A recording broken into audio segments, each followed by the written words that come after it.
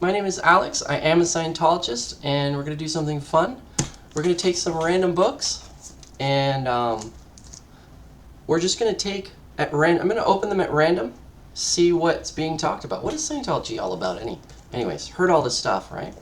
So, what does he talk about in his books? What does he even say if he's the most published author of all time or something?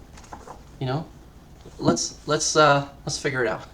These is totally at random, so I don't even know what's gonna come up. All right. Okay, so we are talking about the emotional levels. I'm not going to give you like fancy words. There are technical terms. There's only like 472 of them in this subject, so it's very understandable. And so here he's talking about the different levels of emotion. Someone can live continually in anger in someone that you might know, or someone lives in boredom. That's how they are, you know. And right here it's talking about how a person on the different levels, and it's very precise, this is very scientific, how a person on these different parts of this emotional band operates. Now I'm just about to read, it's kind of an interesting, so this section here I picked is talking about a particular level on the emotional band called, this is very well known among Scientologists by the way, it's called 1.1. And a 1.1 person is not openly hostile. That is to say, they're not openly your enemy. They're hiding the fact that they are your enemy. They are pretending to be your friend, but actually your enemy. This book will actually help you identify who those people are because it's going to give you their characteristics. One of the characteristics is right here.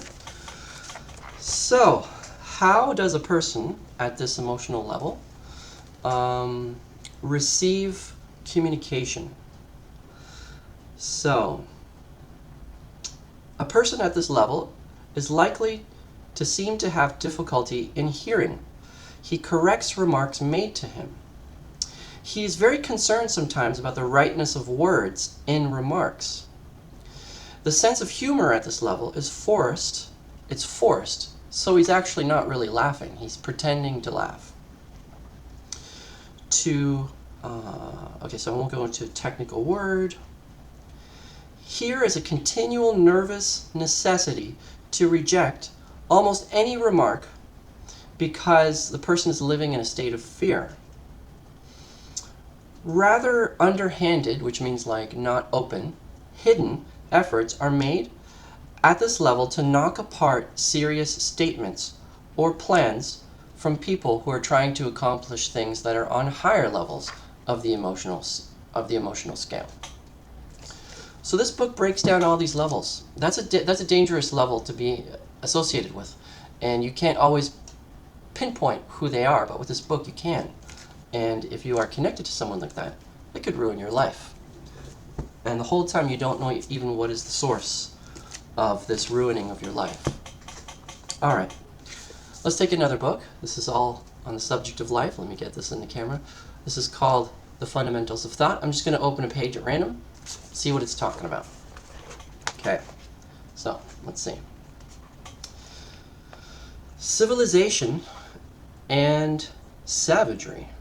Okay, so the way to paralyze a nation entirely and to make it completely ungovernable, in other words, you can't have anybody lead it, would be to forbid education of any kind within its borders and to teach into every person within it the feeling that they must not receive any information from anybody about anything. To make a nation governable, in other words, you can lead them, it is necessary to hold a kindly or friendly view of education and to honor people who educate, teachers, and to honor educative systems. Okay, I mean that sounds pretty cool. And it's true.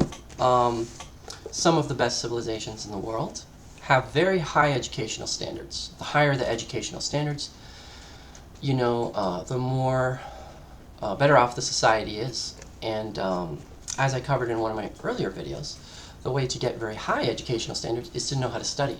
To know how to study, you have to learn how to look up words. All right, let's do one more at random bit of information. Let's get a kind of an inside scoop into Scientology. So this book is called Scientology Ethics, and it covers the subject of ethics. Now, ethics, just by itself, is usually just a misunderstood word because we associate it with justice. Justice is where the group comes in because someone has done something considered harmful to the rest of the group, for example, a crime.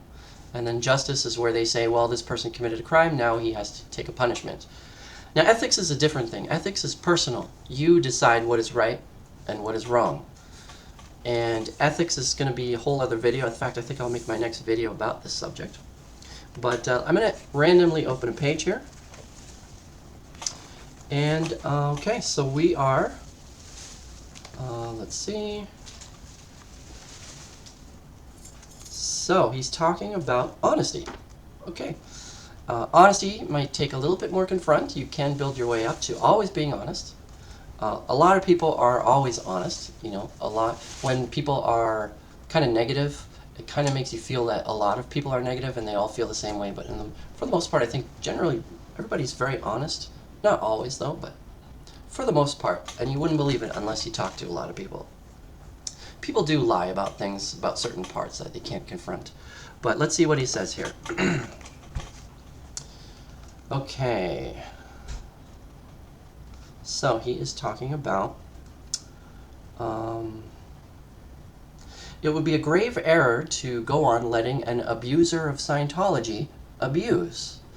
The route is to get him or her to explain how right he or she is without explaining how wrong Scientology is. For to do that is to let them commit a harmful act.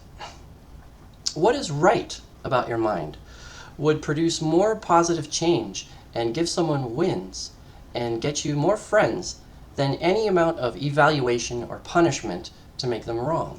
So basically, if you do what's kind of like a process, you get with somebody and you have them explain what is right about themselves or their mind, you will actually, instead of talking about something negative, you're going to be talking about something positive, and it's going to create a good influence on somebody.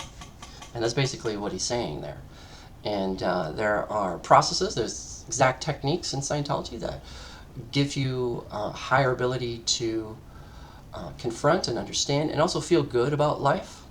And that's an example of one. What is right about your mind? When you see all the things that are right about things and about yourself and Scientology, then you have ability for personal improvement. Okay, so those are like 3 glimpses into random books. There's a lot more. I would get some of these books if you're curious. In fact, that is the way to start. Personally, I wouldn't even so much. I mean, you can walk into an organization, and that is a very direct way, but it's much easier to confront to just get a book. You can buy a book and figure out more about how to improve your life and your IQ and get higher confront and ability. It's all right there for you. But this is a kind of a glimpse into Scientology. You notice there's nothing about space aliens or punishing the other guy or making someone look bad or I don't know what people even talk about because I don't pay a lot of attention to that. In fact, that's another lesson learned in Scientology is you focus on positivity. Okay, so there you go. Hope you liked the video. Share it. I'll probably do another one of these next week. And leave a like. Appreciate your time watching this. Thank you.